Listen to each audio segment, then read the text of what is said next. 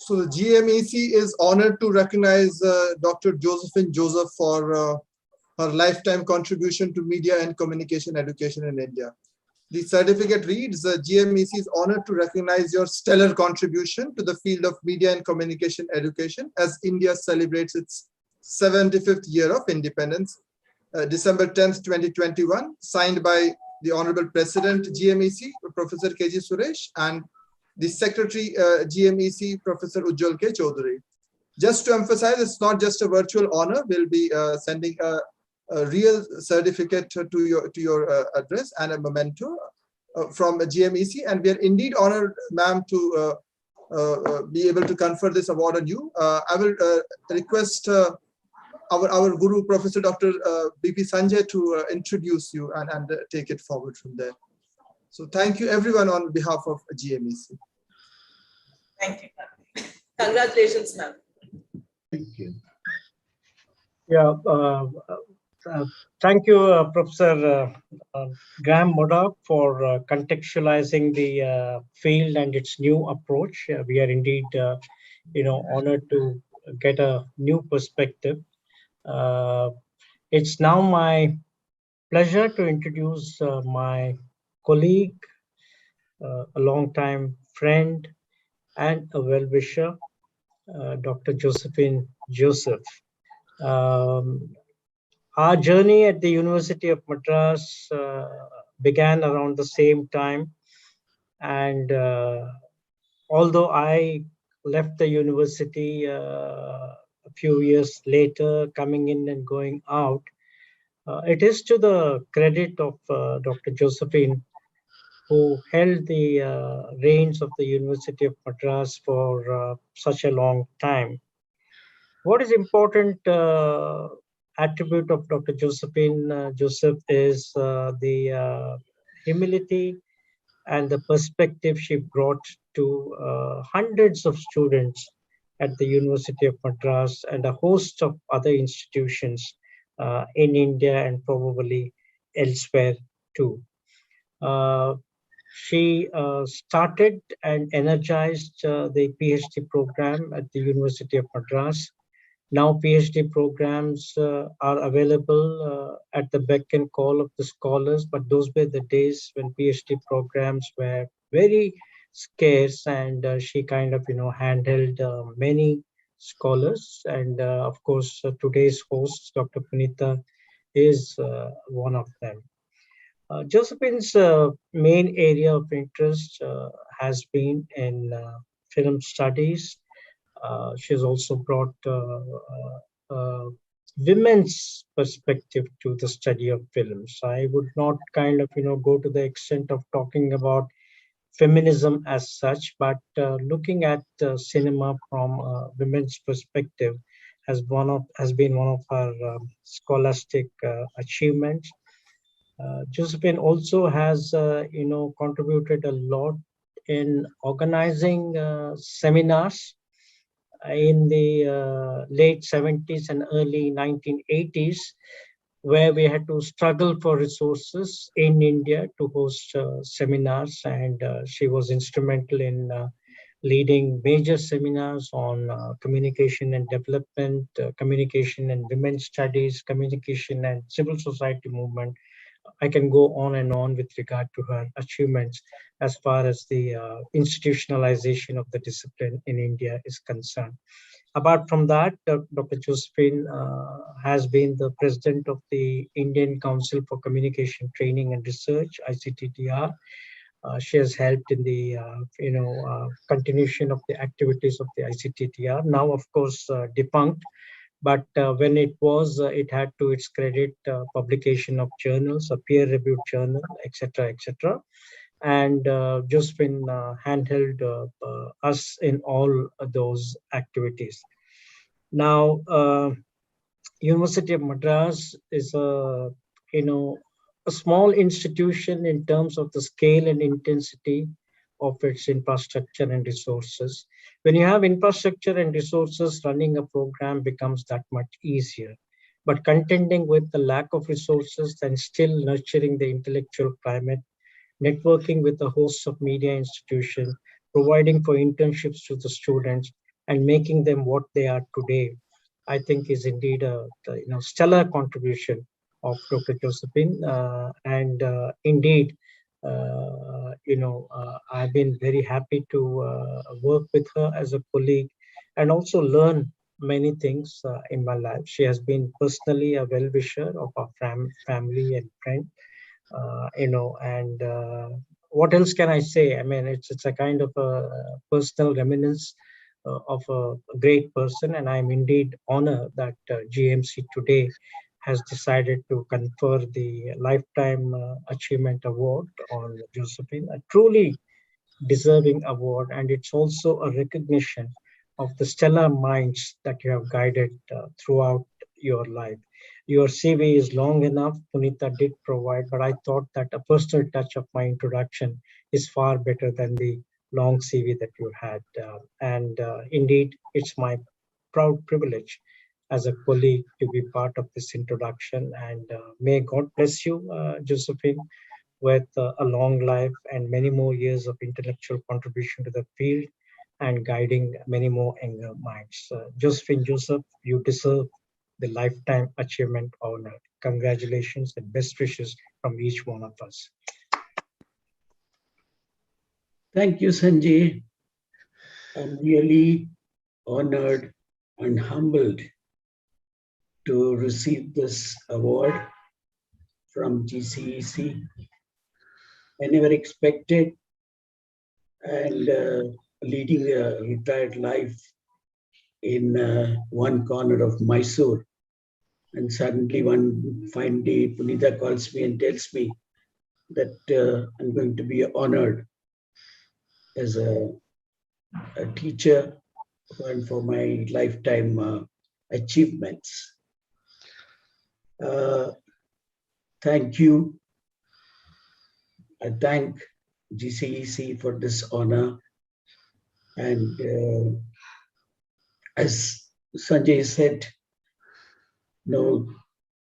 we have come really a long way, from when I started my career as a teacher,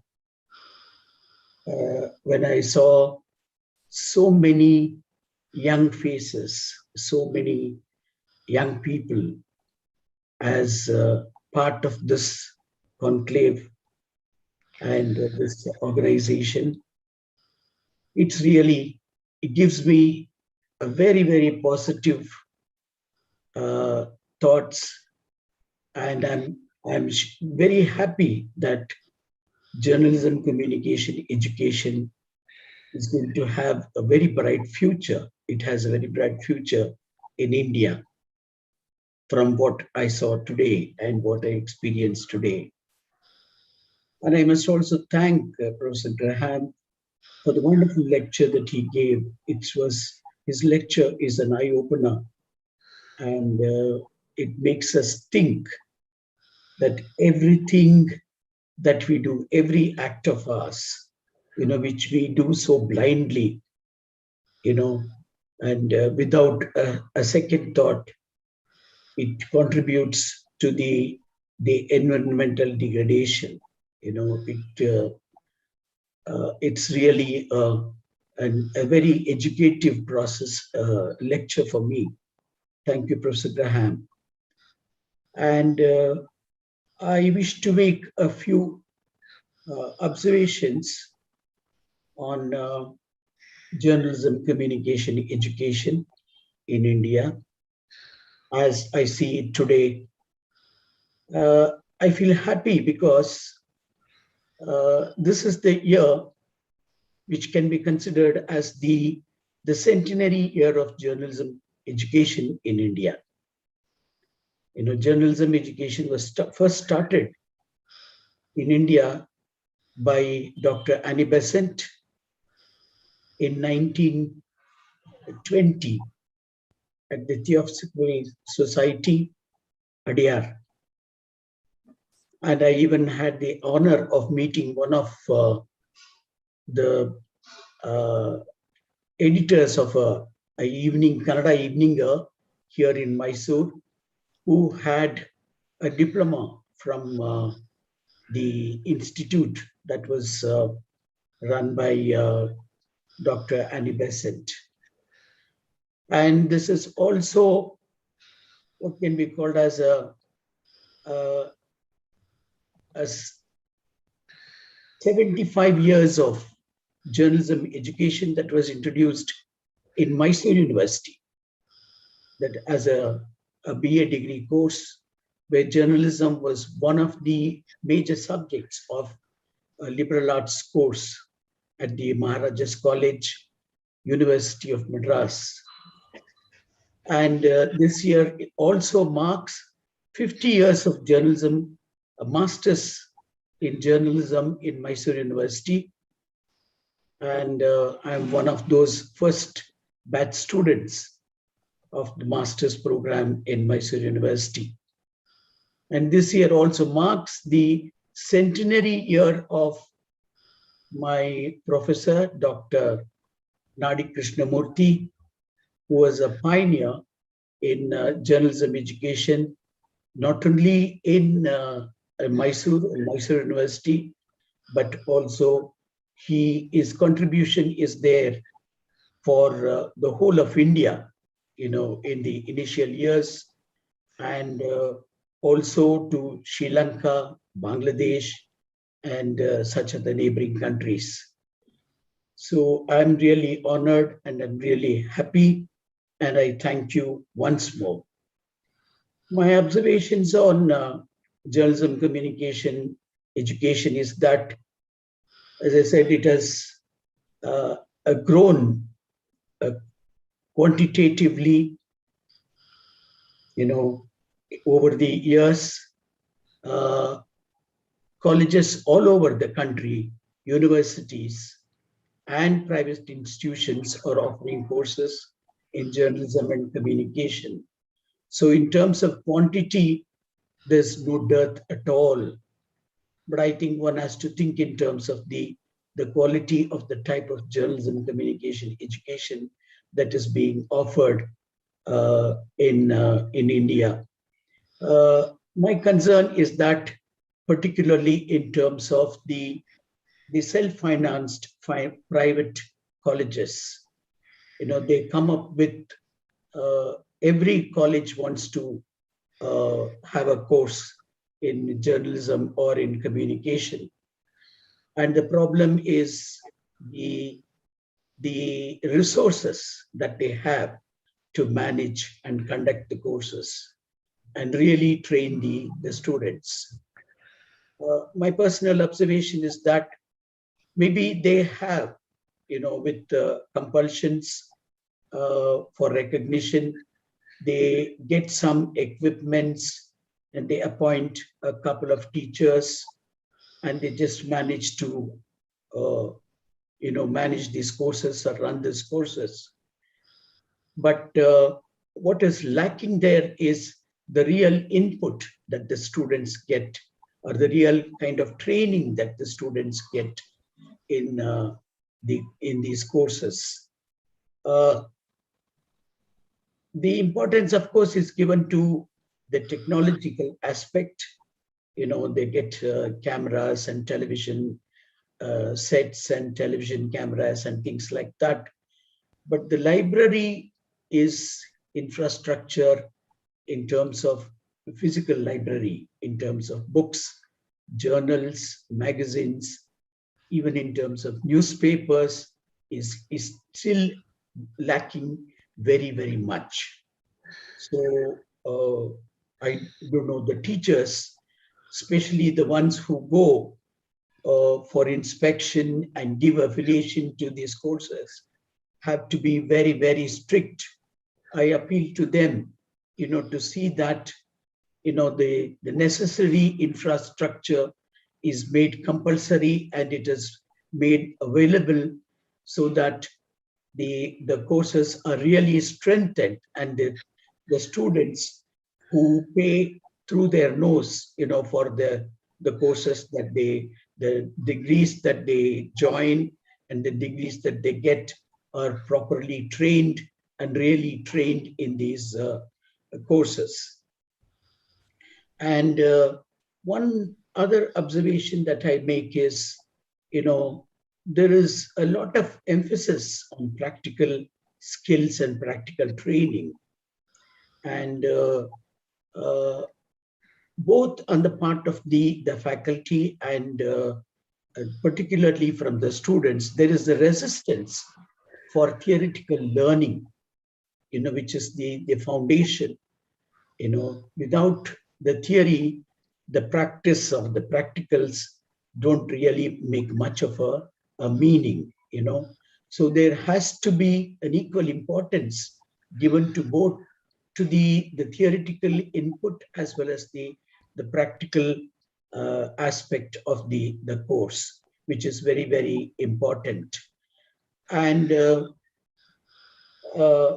particularly from the perspective of the present media scenario in India, I feel that there has to be a very particular emphasis given to the students' understanding of the Constitution of India, which is very important, because the entire our whole life, the entire life of the country, the entire system in the country is based on the Constitution.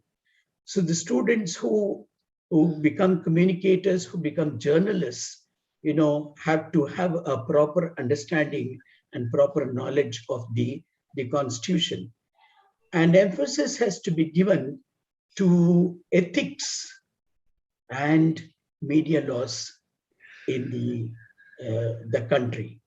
There is, I feel that there is not much of importance given to ethics and the media laws, because over the years, the Parliament of India has passed something like 75 acts, which are directly or indirectly connected to the media, which control or which regulate the media.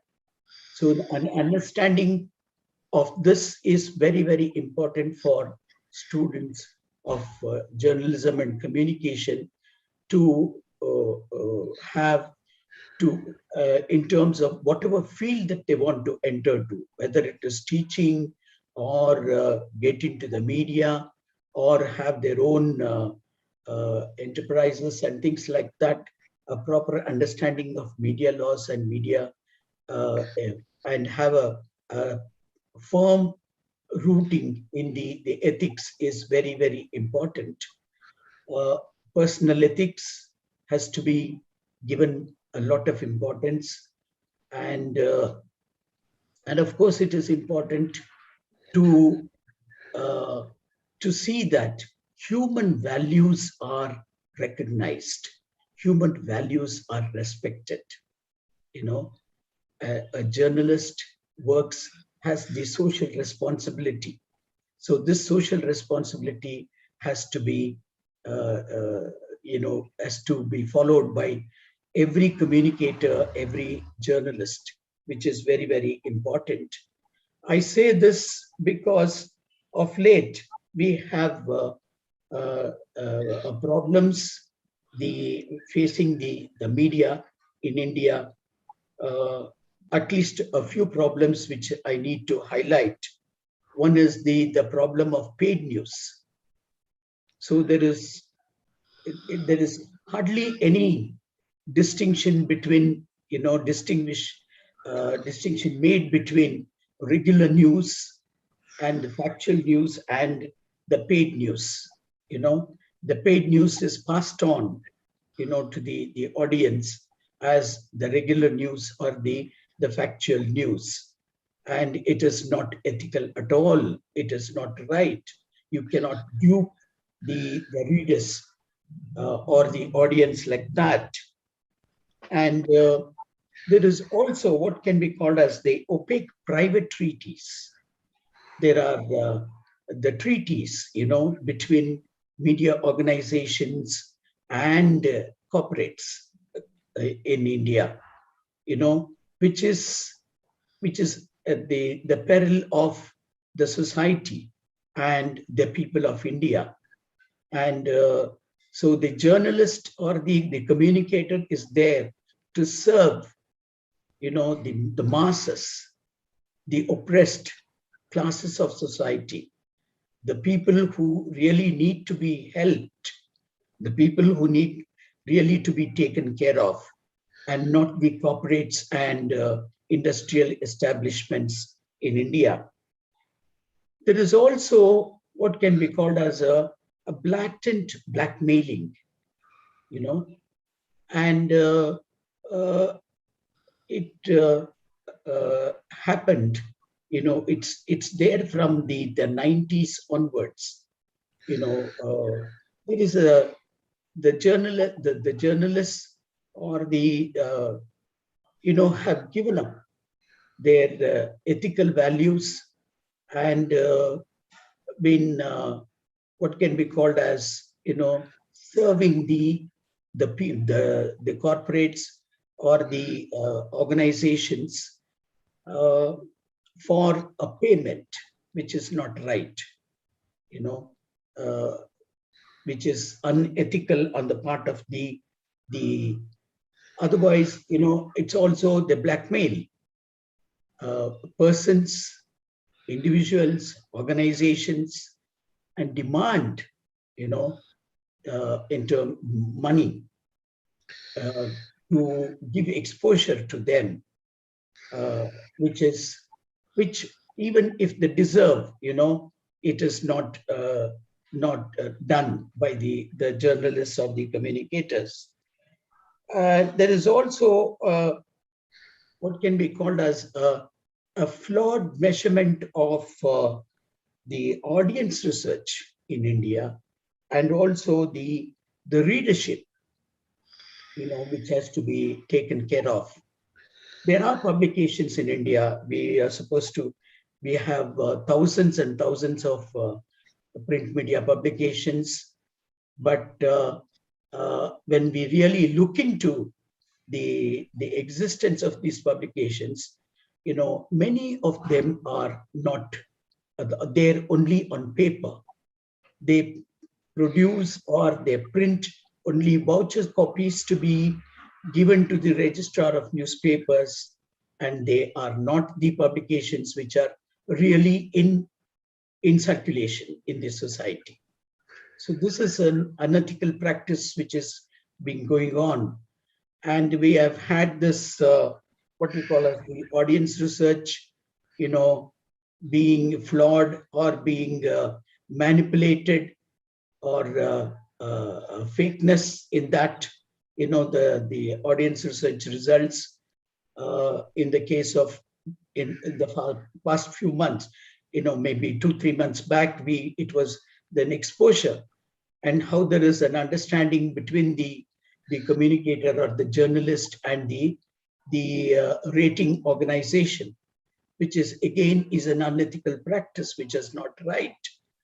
And I think our students need to be trained to be really ethical and to be aware of these malpractices which are going on in the media.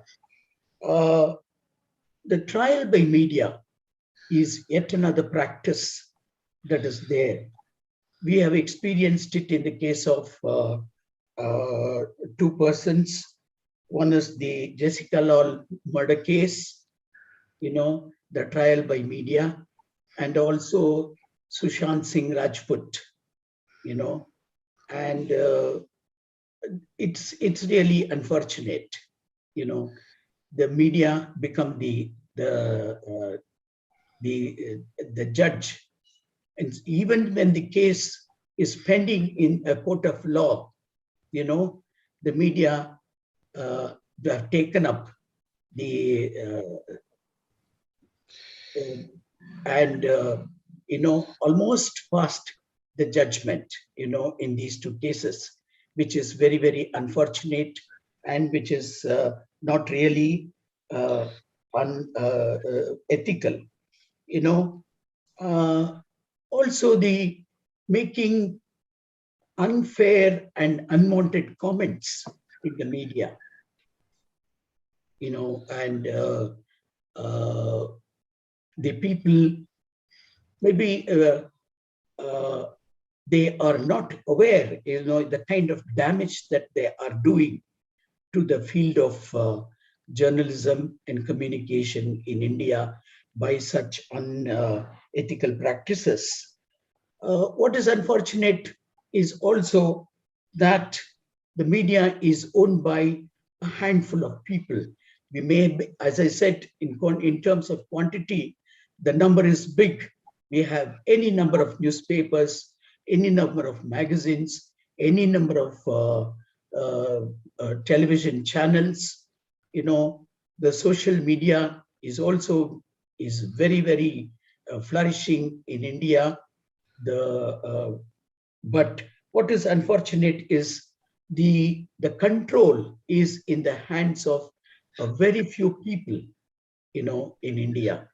And as a result of which, what we see is where we don't even have much of variety in terms of the content of the media. The same things being repeated, in the news bulletins, in the newspaper columns, and such other things. What is unfortunate, the unfortunate situation that is very alarming in India is the threats to journalists and attacks on journalists. Of late, it's very, very common. Journalists are threatened by people, by political people who have contacts or connections. Journalists are not able to, or communicators are not able to raise their voice or say anything or be critical, of the policies or the goings on in the society or in the government, and there are any number of lawsuits, which are slammed against journalists and communicators, and they're also being threatened. Their life is at threat, So these are some of the observations that I make on the part of the media scenario in this country. And as journalism educators or communication educators, it is our responsibility to see that we prepare our students, we strengthen our courses to produce journalists and communicators who are really able to stand up to the challenges, that are posed to them when they enter the